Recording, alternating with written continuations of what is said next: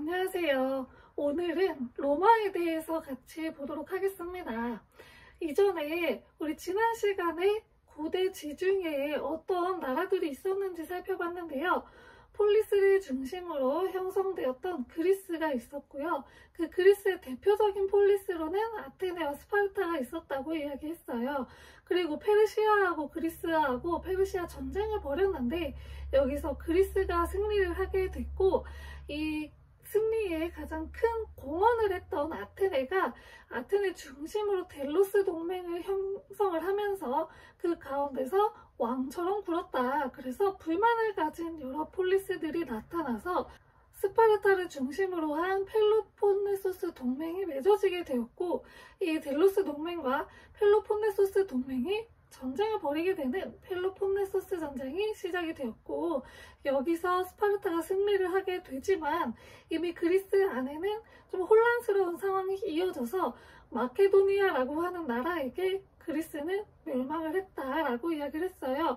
그리고 이 마케도니아는 알렉산더 대왕 때 전성기를 맞이해서 굉장히 넓은 영토를 가졌었다라고 이야기했습니다. 자, 이 지중해 지역에 새로운 강자가 등장을 합니다. 바로 오늘 배울 로마입니다. 로마는 다른 나라들은 보통 왕정에서 시작해서 공화정으로 끝나요. 그쵸? 왜냐면 왕이 없는 게 민주주의의 거의 꽃이잖아요. 그래서 공화정으로 끝나는데 이 로마는 조금 다른 모습을 보입니다. 똑같이 왕정에서 시작은 해요. 그래서 공화정으로 가는데요. 여기서 끝나지 않고 황제가 등장을 하게 됩니다. 그래서 제정에서 끝나요. 그래서 이 공화정에서 제정으로 넘어가게 되는 조금 특이한 그런 모습을 보입니다. 자, 그래서 우리는 공화정 시기의 로마와 제정 시기의 로마가 어떤 모습을 하고 있었는지 같이 보도록 하겠습니다. 자, 먼저 공화정입니다. 공화정은 말 그대로 이제 왕이 없는 시대를 공화정이라고 해요. 그래서 귀족들에 의해서 좀 이렇게 주도가 됐는데요. 왕이 없었어도 뭔가 한 나라를 다스릴 사람은 필요하잖아요. 우리에게 대통령이 있는 것처럼. 그래서 로마는 무엇을 뒀냐? 바로 집정관이라는 것을 두었어요.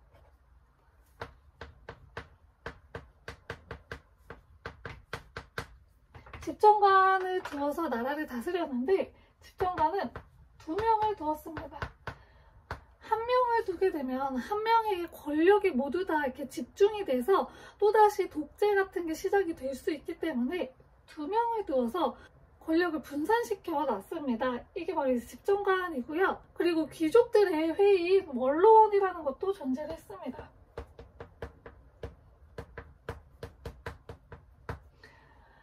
그리고 나서 이제 평민들이 전투에 참여를 하면서, 아테네하고 비슷해요. 전투에 참여를 하면서 내가 나라를 위해서 싸우는데 돌아오는 권리가 없으니까 불만을 가지기 시작해서 시위를 해요. 그 이제 성산철수라고 하는데,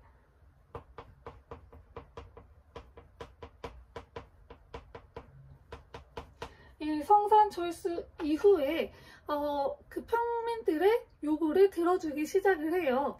그래서 평민들의 회의 공간은 평민회도 만들어주고요. 그리고 평민들의 대표였던 사람도 하나 만들어줘요. 호민관이라고 하는 직책을 하나 만들어요. 그래서 평민들의 이익을 대변할 수 있도록 하였습니다. 이 호민관 같은 경우에는 불가침의 그런 권리도 가지고 있었어요. 이렇게 해서 평민들의 좀 이제 위치가 조금 올라가기 시작을 했습니다. 그리고 로마에서는 점점 법을 개정을 하면서도 평민들의 지위가 조금씩 이제 향상이 됐는데요. 법이 어떻게 변화가 됐냐? 먼저 12표법이라고 하는 법이 생겨요. 12표법은 12개의 내용을 담은 법인데, 이 12표법은 로마 최초의 성능법이라고 합니다. 성문법은 이렇게 말로만 이제 존재를 하는 게 아니고 실제 글로 존재를 하는 걸 성문법이라고 해요. 이게 왜 중요하냐면 그동안 이제 사람들이 재판을 할 때 관습법에 의해서 재판을 했어요. 옛날에는 이럴 때 이렇게 처벌을 했으니까 너도 그렇게 처벌받아. 그리고 재판을 했던 사람이 대부분 귀족이었기 때문에 평민들은 좀 불이익을 많이 당했어요. 옛날에 이렇게 했다고 하니까 너도 이렇게 재판받아 라고 하는 게 귀족들의 자의적인 해석에 의해서 좀 많이 이루어졌거든요. 그래서 그것을 못하게 법으로 아예 글로 만들어 놓은 거예요. 그래서 이럴 때는 무조건 이렇게 처벌해라. 귀족들 마음대로 처벌하지 말아라 라고 만든 게 바로 12표법입니다. 그래서 굉장히 중요한 거고요. 그 다음에 리키니우스라는 법이 만들어져요. 이 법에서는 집정관이 아까 2명이었다고 했잖아요. 그 집정관 중에 1명을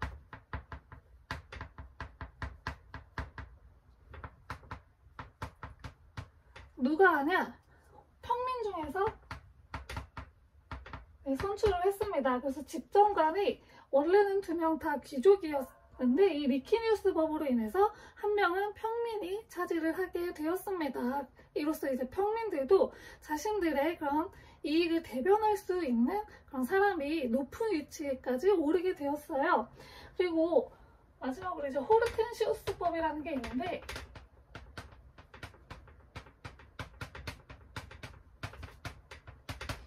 여기서는 얘는 평민을 만들었다고 했잖아요. 이 평민에 의해서 법을 만들어요. 그걸 입법이라고 하는데 법을 만들면 원래는 원로원의 허가가 있어야 됐어요. 법을 만들어서 원로원에 제출을 하면 원로원에서 검토를 한 다음에 이거 법으로 만들어도 좋다 아니다 라는 원로원에서 이제 결정을 했는데 이 평민회가 만든 법이 원로원의 허락이 이제 필요가 없어졌어요. 바로 법으로 만들어질 수 있게 되었어요. 그래서 굉장히 평민회의 그 위치도 올라가게 되었습니다. 이렇게 점차적으로 평민들의 권리가 높아지고 있었어요. 자, 이 공화정 시기에는 로마에 전투가 좀 벌어졌었어요. 그게 포에니 전쟁이라고 하는데요. 어디하고 어디냐? 당연히 이제 로마가 있고요. 그리고 그 아프리카에 있는 카르타고라고 하는 나라가 있었어요. 로마하고 카르타고가 전투를 벌인 게 바로 포에니 전쟁입니다. 크게 3차로 나눴는데요.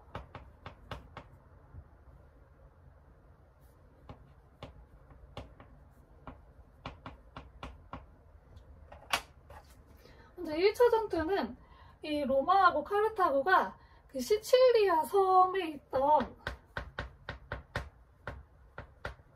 한 식민시가 도움을 요청을 하는데 얘네 둘한테 다 도움을 요청을 해요.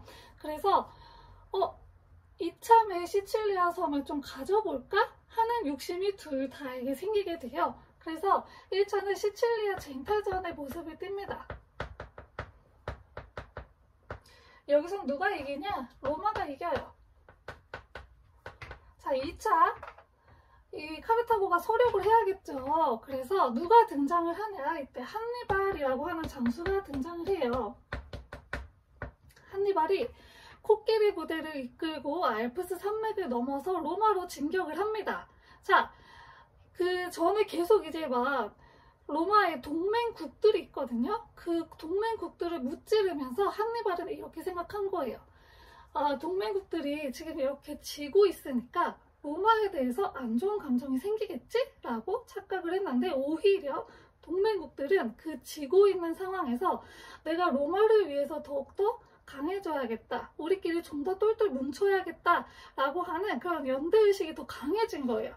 그래서 이 한니발의 그 예측이 좀 빗나가서 로마 동맹국들은 오히려 더 끈끈해졌고 2차 또한 로마의 승리로 끝이 나게 되었습니다. 그래서 결국에 카르타고는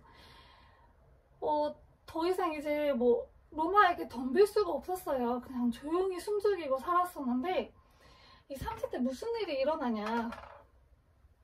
이 로마의 식민지였던 누미디아라고 하는 곳이 있는데 얘가 카르타고를 괴롭혀요. 카르타고 입장에서는 얘네를 자꾸 괴롭히니까 어쩔 수 없이 무력을 사용을 한 거예요. 근데 이 이후에 조건 중에 하나가 카르타고가 무력을 사용하지 않는 거였거든요. 근데 카르타고는 누미디아의 괴롭힘 때문에 어쩔 수 없이 또 그 무력을 사용을 하게 되었습니다. 그래서 로마가 다시 쳐들어왔고 최종적으로 로마가 승리를 하고요. 카르타고는 영영 로마의 속국으로 전락을 해버리고 이때 아프리카라고 하는 속국으로 만들어버렸다고 합니다. 자, 이게 바로 포에니 전쟁이고 포에니 전쟁의 최종 승리자는 바로 이 로마였습니다. 자, 로마에게 좋은 일만 남았겠네요. 근데 그렇지 않았습니다. 자, 전투를 벌였잖아요. 이 로마가 전쟁 터가 되기도 했고 오랫동안 전쟁에 나가 있는 사람들이 생기게 되면서 농경지가 완전히 황폐화됐고 그리고 농경을 할 사람들이 없어지니까 너무 오랫동안 방치가 된 거예요. 그래서 완전 농경이 무너져 내리게 돼서 자영농이 무너지게 된 거예요. 스스로 농사 짓는 사람들이 없어지게 되고 남의 땅을 빌려서 소작을 하는 사람들이 이제 늘어나게 된 거죠. 아니면 이제 다른 사람 밑에 노예로 들어가게 되는 거예요. 이걸 좀 개혁해야겠다라고 하는 호민관이 등장을 합니다. 그게 바로 그라쿠스 형제예요.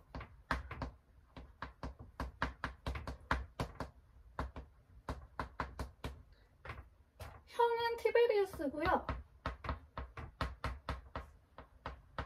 동생은 가이우스예요.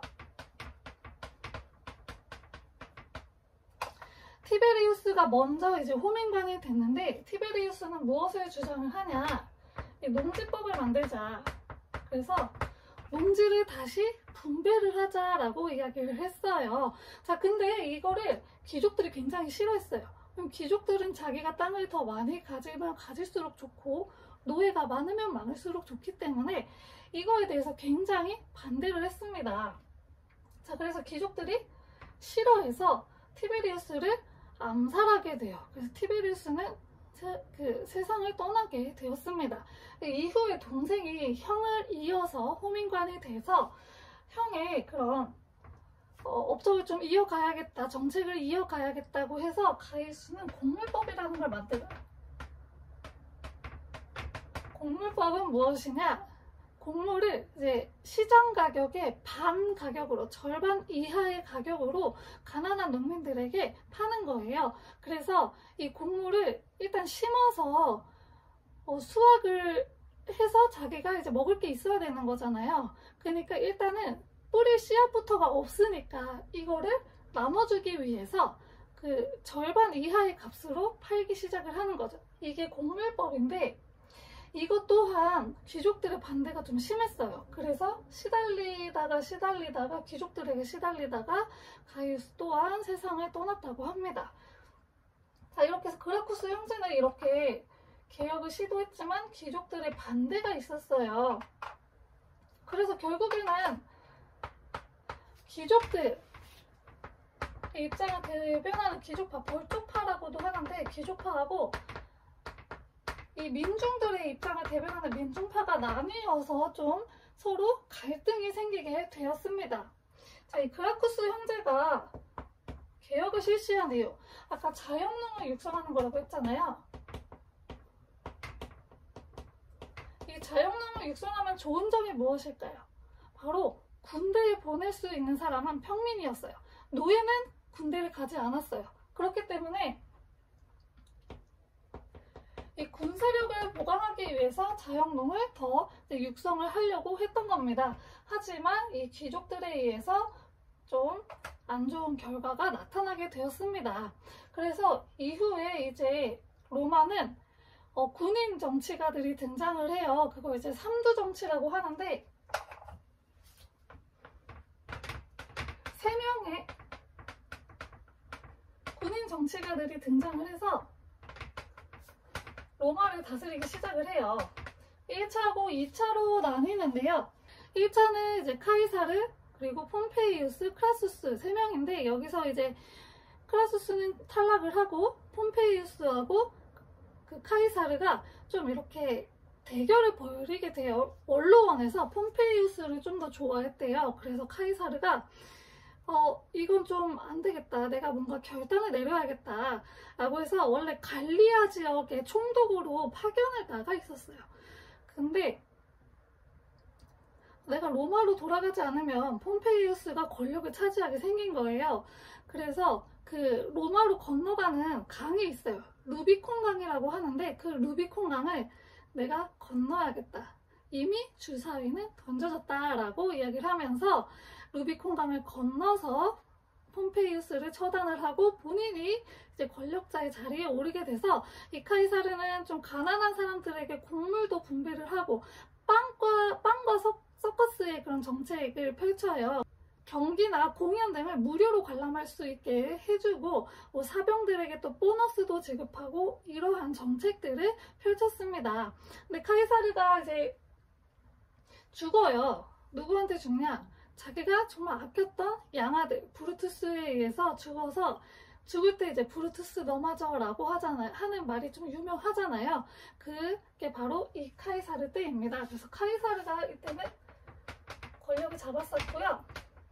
카이사르가 죽고 나서 다시 2차 3두 정치가 시작이 돼요. 이때는 이제 옥타비아누스, 안토니우스, 레피두스 3명이 있는데 레피두스는 이제 일찍 탈락을 하고 안토니우스하고 옥타비아누스하고 또 권력의 경쟁을 벌이게 되는데 안토니우스가 누구하고 손을 잡냐? 바로 이집트에 있는 클레오파트라하고 손을 잡습니다. 그래서 이 클레오파트라하고 안토니우스 연합군하고 옥타비아누스 군대하고 전투를 벌이게 돼요. 그게 바로 악티움의전인데요.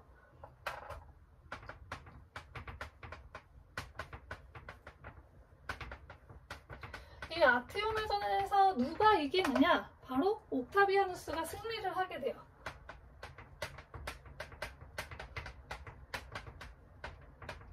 그래서 이 옥타비아누스가 권력을 차지하게 되고요. 이때부터 이제 로마가 재정에 들어서게 되었습니다. 옥타비아누스가 황제가 됐거든요. 자, 여기서부터는 이제 재정을 살펴보도록 하겠습니다.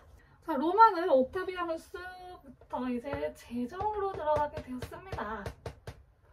자, 먼저 옥타비아누스는 이름이 바뀌어요. 원로원에서 존귀한 자라는 뜻의 아우구스투스라고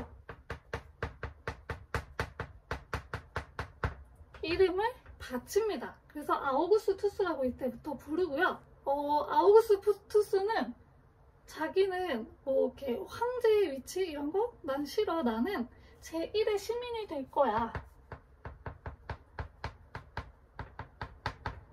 그래서 제1의 시민이라는 뜻의 프린캡스라고 나를 불러 라고 했어요. 하지만 실질적으로는 황제죠. 왜냐면 이게 집정관을 계속 얘가 역임을 했어요. 근데 집정관의 임기가 원래 1년이거든요. 근데 아우구스투스는 1년 뒤에 또 다시 집정관이 되고 또 임기가 끝나면 또 집정관이 되고 해서 종신 집정관이 된 거예요. 그럼 뭐 그 독재지 뭐야, 그쵸?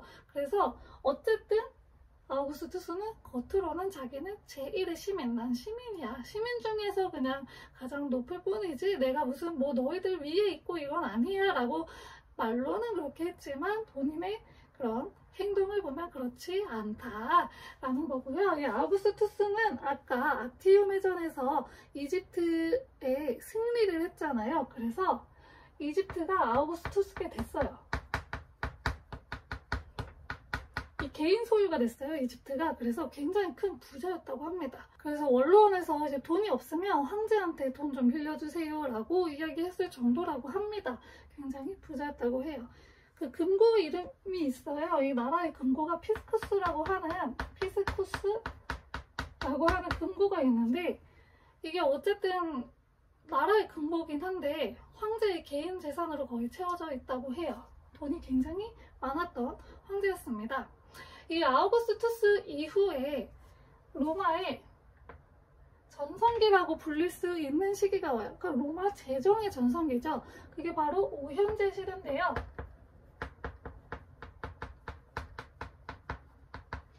네르바부터 마르쿠스 아우렐리우스까지 이어지는 그 시기를 오현제 시대라고 해요. 이때는 황제가 어떻게 됐냐? 양자 상속제라고 하는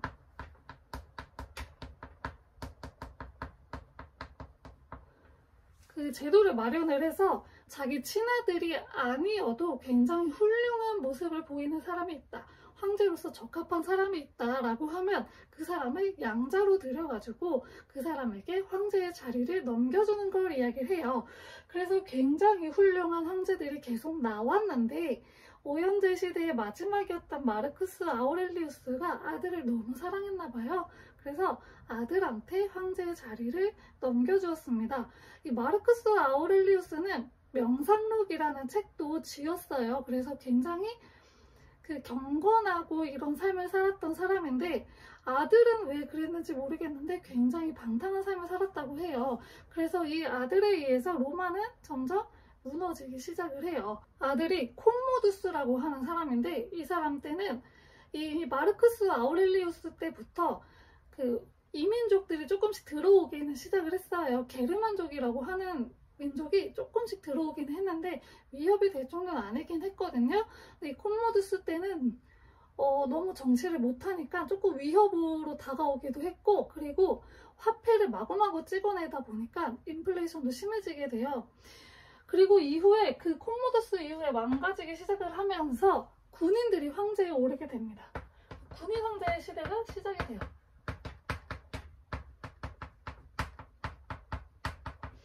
군인들이 자기가 황제가 되겠다고 그 전에 있던 황제를 죽이고 자기가 황제가 되고 그리고 자기한테 이제 지지 세력이 좀 많아야 자기가 황제의 자리에 오를 수 있잖아요. 그 지지 세력을 확보하기 위한 그 돈을 뿌려야 되는데 그 돈을 뿌리기 위해서 돈을 마구마구 만들어냅니다.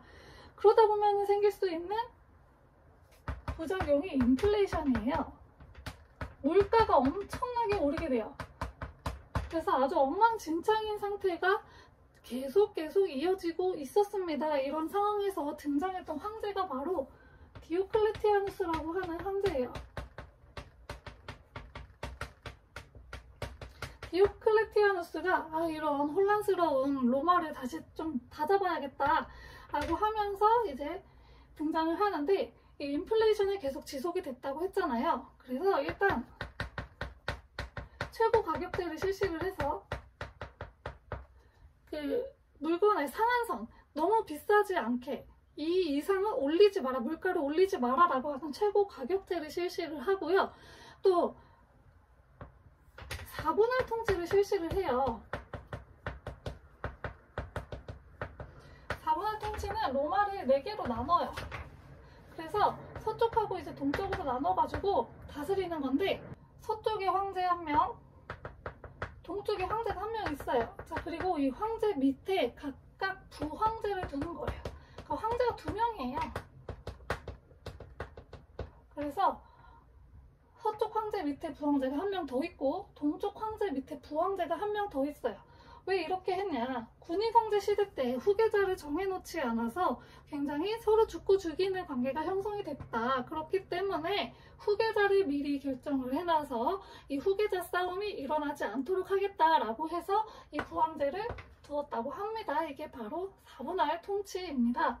자, 디오클레티아누스는 자기가 동쪽 황제를 맡았거든요. 그래서 동쪽에 니코메디아라고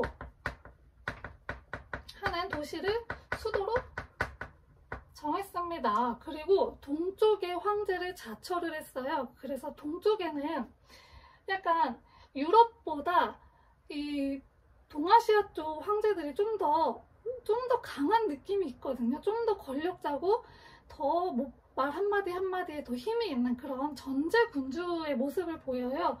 그래서 이 동쪽에 황제를 자처하면서 자기가 이제 전제군주장의 모습도 보이기도 하였습니다. 이 디오클레티아누스 때는 그리고 그 소작제가 실시가 됐어요. 이것을 콜로나투스라고 하는 용어를 사용을 하는데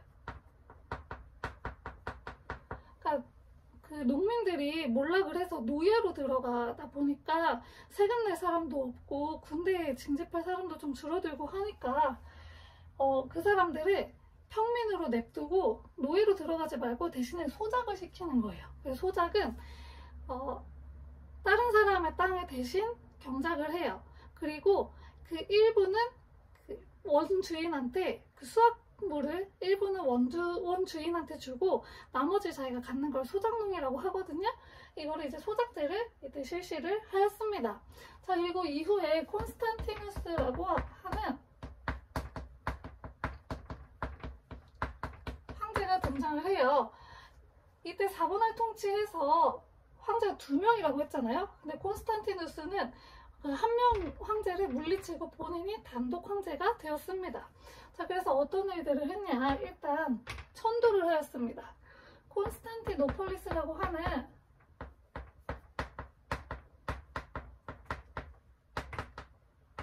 도시로 천도를 해요. 이름 보세요. 자기 이름 땄죠. 원래 도시 이름이 이게 아니었는데 자신의 이름으로 바꾼 거예요. 그래서 콘스탄티노폴리스라고 하는 곳을 만들어서 거길 수도로 정했고요. 콘스탄티누스는 밀라노 칙령을 반포를 해요. 밀라노 칙령은 무엇이냐? 당시에 기독교인들이 박해를 받고 있었거든요. 그래서 그거 멈추게 하기 위해서 종교의 자유를 인정을 해줬어요.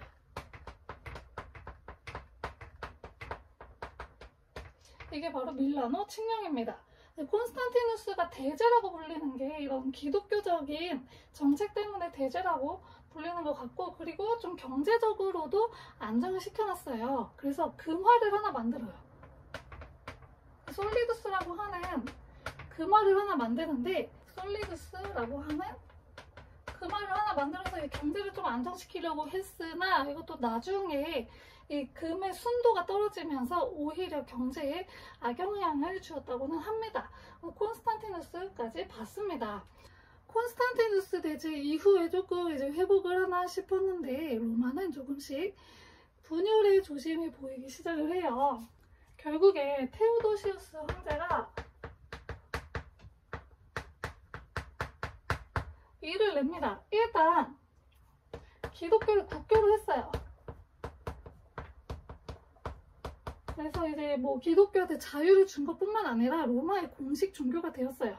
자, 그런데 테오도시우스가 죽은 다음에 자기 아들 둘에게 동서로 나누어서 로마를 물려줬어요. 아들 둘을 너무 사랑했나 봐요. 그러니까 누구 한 사람한테 줄 수가 없었나 봐요.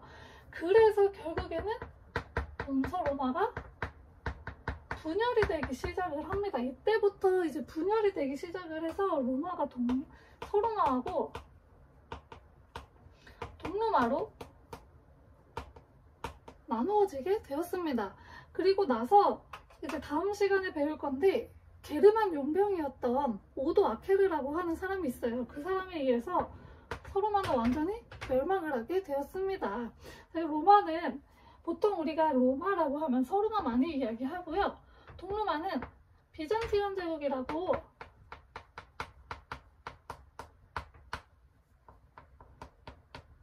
굉장히 오랫동안 존속했던 나라가 있어요. 그게 바로 이 동로마거든요. 이 비잔티움 제국은 나중에 이제 설명을 다시 해드릴 건데요. 아무튼 비잔티움 제국은 좀 오래 지속이 되었고 서로마는 금방 멸망을 하게 되었습니다. 자, 로마의 이제 문화를 살펴보도록 할게요. 로마의 문화는 대체적으로 이렇게 그냥 설명을 합니다. 실용적이다. 굉장히 삶에 필요한 것들을 많이 만들었어요. 대표적인 게 도로가 있어요. 도로를 굉장히 튼튼하게 지었대요. 그래서 지금 다니다 보면은 도로 깨져 있는 도로 되게 많잖아요. 근데 이 로마 시대 때 도로 굉장히 튼튼하게 지어서 아직도 이 시대에 만든 도로를 계속 사용하고 있다고 해요. 이게 돌을 위에서 보면은 이렇게 돌이 이렇게 박혀 있는데 이게 옆에 단면을 보면은 돌이 이렇게 있잖아요. 이게 이렇게 기둥처럼 이렇게 되어 있대요. 깊숙이 박혀 있대요. 그래서 굉장히 튼튼하게 도로를 만들었다고 합니다. 그리고 이제 또 뭐가 있냐, 공중목욕탕도 있어요. 그래서 굉장히 좀 위생적으로 살았다. 그리고 수도교라고 하는 것을 만들어서 이제 물을 또 조절하기도 했습니다. 자, 이게 바로 로마의 문화입니다. 자, 그리고 로마 하면 빼놓을 수 없는 게 바로 크리스트교입니다. 이 유럽 문화에서 크리스트교는 굉장히 빼놓을 수 없는 중요한 종교인데요. 이걸 그냥 종교로 보지 말고 역사로 봐주시면 좋겠습니다. 이슬람처럼. 자, 그래서 크리스트교는 유대교에서 비롯이 됐는데요. 예수라고 하는 사람이 등장해서 그 말씀을 전하면서 이 크리스트교가 나타나게 되었습니다. 자, 근데 이 크리스트교를 믿는 사람들이 그 로마에는 당시 뭐가 있었냐? 황제 숭배가 있었어요. 그리고 유대교가 내는 세금이 따로 있었어요. 유대세라고 있었는데, 일단 크리스트교는 유일신 신앙이 있어요. 그래서 우상 숭배하지 마라 라고 하는 게 있어서 황제 숭배를 거부해버립니다. 그리고 자기네들은 유대교 아니야, 우리 유대교하고 다른 종교야 라고 하면서 유대세도 거부해버려요. 그래가지고 이제 로마 황제의 미움을 사게 되죠. 자, 그러면서 기독교 박해가 시작이 돼요. 굉장히 오랫동안 지속이 되다가 아까 이야기했던 콘스탄티누스에 의해서 그 자유가 인정을 받았고요. 이후에 콘스탄티누스가 종교회의에 하나 참석을 해요. 니케아라고 하는 지역에서 열린 종교회의, 공의회의라고 하는데 이게 종교회의거든요. 여기에 참석을 해서 무엇을 결정하냐, 당시에 아리우스파하고 아타나시우스파가 나눠져 있었거든요. 이 아리우스파는 삼위일체라고 하는 교리가 있어요. 이걸 인정하지 않았고, 아타나시우스파는 삼위일체라고 하는 교리를 인정을 했어요. 그래서 이 니케아 공의회에서는 뭐가 진짜고 뭐가 이단이냐 이거를 논의를 했는데, 바로 이 아타나시우스가 진짜다, 얘는 아니다 라고 인정을 해버려서 이때부터 유럽에 이제 기독교는 아타나시우스파 기독교가 됐고요. 여기서 니케아 공의회에서 황제가 이것을 이제 관여를 하기 시작하면서 황제가 교회 일에 관여하는 황제 교황주의의 기원이 되었다고 합니다. 이 황제 교황주의는 동로마에서 두드러지게 나타나게 돼요. 이 황제 교황주의의 기원이 되었습니다. 여기까지 로마에 대해서 살펴보았습니다. 로마는 특이하게 왕정에서 공화정으로 갔다가 제정으로 마무리를 했다고 했어요. 그래서 이제 공화정 시기에는 집정관이라고 하는 그 직책을 가진 사람이 다스렸고, 이게 원래 처음에는 귀족이 2명이서 했다가 나중에 이 2명 중에 1명을 평민에서 뽑았다. 그래서 점차 평민의 지위가 향상이 되는 모습이 보여진다라고 이야기를 했어요. 이 공화정 말기에 그라쿠스 형제가 개혁을 하려고 하다가 실패를 해서 삼두 정치가 나타나게 됐는데, 이 2차 삼두 정치 때 옥타비아누스가 권력을 잡으면서 재정이 시작이 되었다고 했습니다. 이 옥타비아누스 이후에 오형제 시대가 시작이 되면서 팍스 로마나라고도 하거든요. 굉장히 로마의 전성기가 찾아왔다가 이후에 이제 군인왕제가 시작이 되면서 점차 흔들리기 시작을 했는데, 디오클레티아누스하고 콘스탄티누스가 개혁을 시도를 했다. 하지만 결국에는 테오도시우스가 아들 둘에게 동로마 서로마를 나눠서 이제 물려주게 되면서 로마가 분열이 되기 시작을 했다고 했습니다. 자, 다음 시간에는 이 로마가 최종적으로 멸망을 하게 되면서 유럽에는 새로운 민족들이 들어오게 됩니다. 그 민족이 무슨 민족인지 같이 보도록 하겠습니다. 감사합니다.